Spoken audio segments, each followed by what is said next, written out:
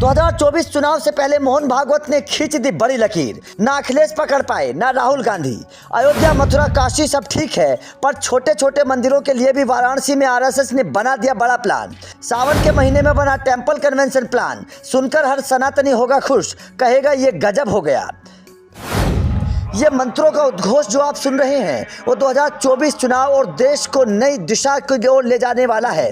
विपक्ष के बड़े बड़े नेता मोदी के जिस हिंदुत्व की काट ढूंढ रहे हैं उसका विकल्प उन्हें अब अगले सालों तक नहीं मिलने वाला है, क्योंकि वाराणसी में आरएसएस ने वो प्लान बना दिया है जिससे करोड़ों वोटों का इंतजाम हो गया है। दरअसल आरएसएस ने वाराणसी के रुद्राक्ष कन्वेंशन सेंटर में इंटरनेशनल टेम्पल कन्वेंशन नाम का प्रोग्राम आयोजित किया। अब ये क्या है पहले वो समझ लीजिए, फिर सियासत पर इसका क्या असर पड़ेगा ये समझाने की कोशिश करते हैं। दरअसल 22 से 24 जुलाई तक चलने वाला ये 3 दिवसीय कार्यक्रम अतुल्य भारत प्रोग्राम का हिस्सा है, जिसमें पर्यटन मंत्रालय भी मदद कर रहा है। खुद आरएसएस के सरसंघ संचालक मोहन भागवत ने इसका उद्घाटन किया और बताया कि इस प्रोग्राम के तहत देश भर के बड़े मंदिरों में प्रबंधन से लेकर कई अन्य मसलों पर चर्चा होगी। दरअसल टेम्पल कनेक्ट की स्थापना गिरीश कुलकर्णी ने साल 2016 में ही कर दी थी, पर पहली बार इस तरह का एक्सपो आयोजित हुआ है। 800 से ज्यादा मंदिर प्रमुख और कई बड़े दिग्गज इस एक्सपो में हिस्सा लेने पहुंचे हैं।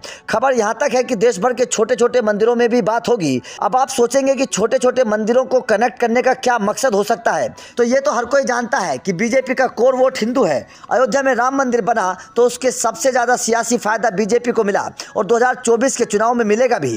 काशी का केस अदालत में है, मथुरा श्री कृष्ण जन्मभूमि का मामला भी पेंडिंग है, पर बड़े मंदिरों के अलावा छोटे मंदिरों की बात कौन करेगा? उनकी देखरेख को लेकर वहां पूजा करने वाले पुजारियों और वहां की सुविधाओं और दिक्कतों का मुद्दा कौन उठाएगा? उस पर कोई बात नहीं करता। इसलिए आरएसएस ने लगता है कि भविष्य के एक बड़े प्लान के तहत इस पर बातचीत शुरू कर दी है।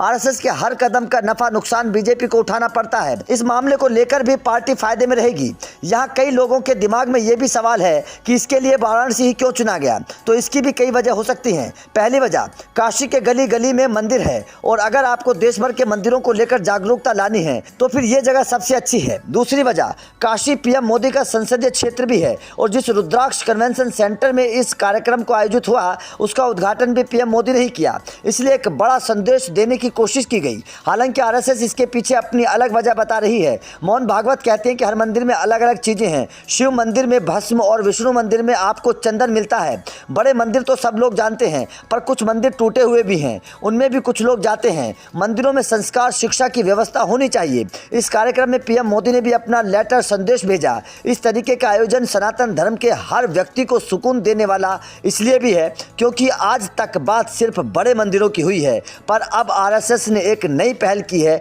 तो इस पर आपका क्या कहना है? कमेंट करके जरूर बताएं। Bureau report, leading Bharat TV.